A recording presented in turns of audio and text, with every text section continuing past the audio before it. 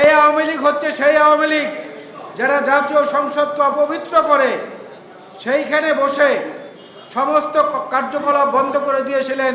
জুলাই অভ্যুত্থানের সময় আইটি সেক্টরের সমস্ত আপনার তথ্য প্রযুক্তিগত যাতে কোনো চিত্র প্রদর্শন করা না যায়, জুনায়েদ আহমেদ পলক ওই সংসদে বসে বসে এই আকামগুলো করেছেন 2024-এর জুলাই অভ্যুত্থান চলাকালীন সময়।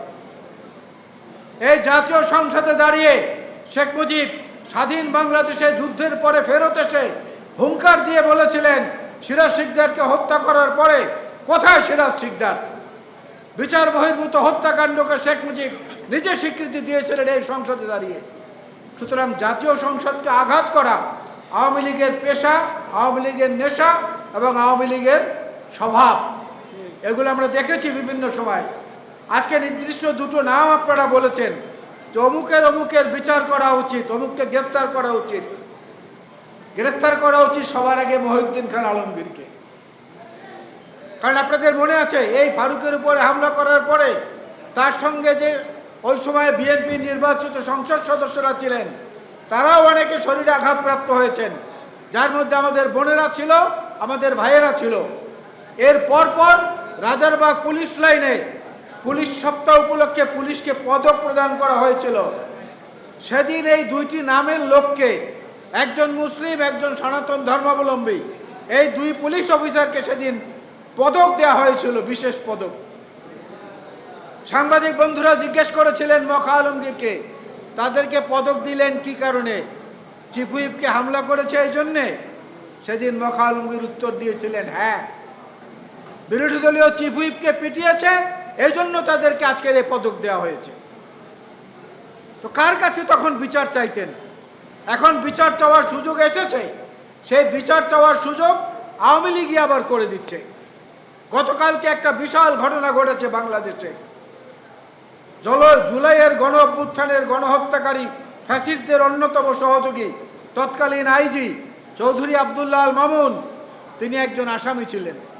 তিনি গতকালকে আদালতে স্বীকার করেছেন যে গণহত্যা চালানোর জন্য তিনিও দায়ী এবং তিনি নির্দেশ পেয়েছিলেন শেখ হাসিনার কাছ থেকে। বাংলাদেশের ইতিহাসে এই ধরনের ঘটনা বিরল।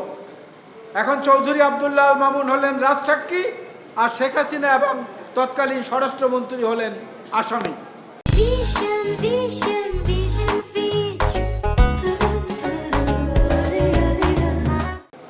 এই যে বললাম, তারা নিজেরা নিজেদেরকে শিক্ষা দেয়, আমাদেরকে বেশি দাবি তুলতে হবে না, বেশি জোরে আন্দোলনও করতে হবে না।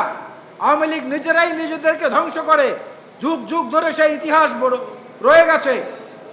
এই সরকার তো আওয়ামী লীগকে সাময়িকভাবে নিষিদ্ধ ঘোষণা করেছেন, সাময়িক। আর শেখ মুজিব তো আওয়ামী লীগকে বিলুপ্ত করে দিয়ে গিয়েছিলেন, মেরে ফেলে গিয়েছিলেন, হত্যা করেছিলেন। এই সরকার তো সেইটা অন্তত করেনি। শেখ মুজিব বাকশাল তৈরি করে আওয়ামী লীগকে খুন করে দিয়ে গিয়েছিলেন। সেই আওয়ামী লীগকে লাশ থেকে, কবর থেকে তুলে জীবন্ত করেছেন শহীদ জিয়াউর রহমান বীর উত্তম। আমরা তো সেই দলের রাজনীতি করি।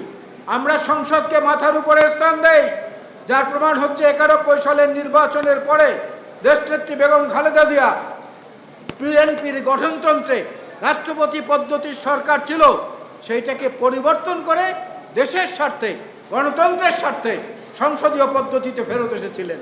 এটাও পৃথিবীর ইতিহাসে একটি রেকর্ড যে নিজের প্রয়াত স্বামী, এই দলের প্রতিষ্ঠাতা শহীদ জিয়ার প্রতিষ্ঠিত গঠনতন্ত্র থেকে দেশের বৃহত্তর স্বার্থে সংসদীয় পদ্ধতিতে উত্তরণ ঘটিয়েছিলেন বিএনপি।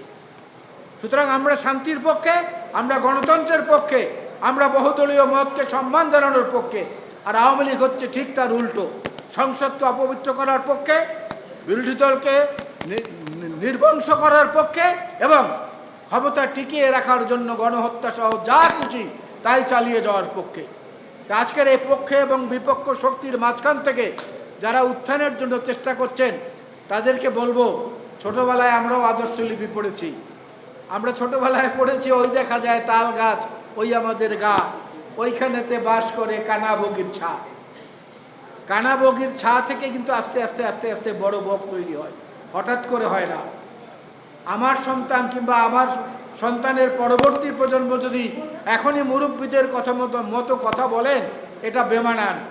দয়া করে একটু সংযত হন, গণতন্ত্রের স্বার্থে সর্বদলীয় মতামতকে গ্রাহ্য করার স্বার্থে এবং জাতীয় একটা নতুন রাজনৈতিক বন্দোবস্তের দিকে আমরা যখন যাচ্ছি, সেইটাকে দয়া করে কেউ বাধাগ্রস্ত করবেন না। তাহলেই এই 2011 6 জুলাই জাতীয় সংসদ এবং জয়নাল আবেদিন ফারুকের উপরে যে হামলা হয়েছে, সেই হামলার ভালো প্রতিশোধ গ্রহণ করা হবে সেই দিন, যেই দিন এই বহুদলীয় গণতন্ত্র এবং সংসদীয় ব্যবস্থাকে সমুন্নত রেখে দেশনেত্রী বেগম খালেদা জিয়া এবং প্রিয় নেতা তারেক রহমানের নেতৃত্বে নতুন গণতান্ত্রিক যাত্রা শুরু হবে।